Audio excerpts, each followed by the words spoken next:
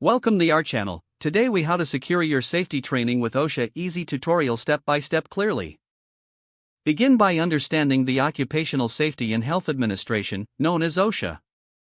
OSHA develops regulations to ensure safe working environments for all employees. To secure your safety training with OSHA, first, assess your organization's safety needs. Identify any specific hazards within your workplace that require attention. Next, review existing OSHA standards relevant to your industry. Visit the OSHA website to access resources and guidelines tailored to your sector. Once you have gathered this information, create a comprehensive safety training plan. Include topics such as hazard recognition, emergency procedures, and proper use of personal protective equipment. Schedule training sessions for your workforce, ensuring that all employees can participate. Consider involving a qualified OSHA trainer for a more in-depth perspective. After the training sessions, evaluate knowledge retention through assessments or quizzes. Document all training activities, participants, and results for your records. Conduct regular refresher courses to keep safety practices fresh in employees' minds. Encourage open communication about safety concerns within the workplace. Instill a culture of safety where employees feel empowered to report hazards. Finally, stay updated on any changes to OSHA regulations and adapt your training program accordingly.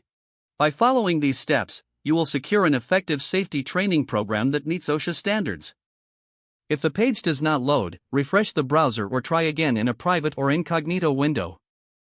Make sure you are using the correct email address, then retype it carefully to avoid small typos.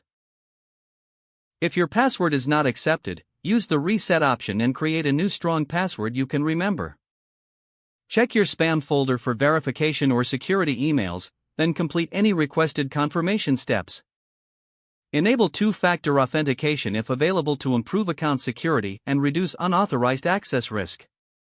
After signing in, review your profile details so your contact information and settings are accurate and current. If you see an error message, note it down and try again after restarting your device and internet connection.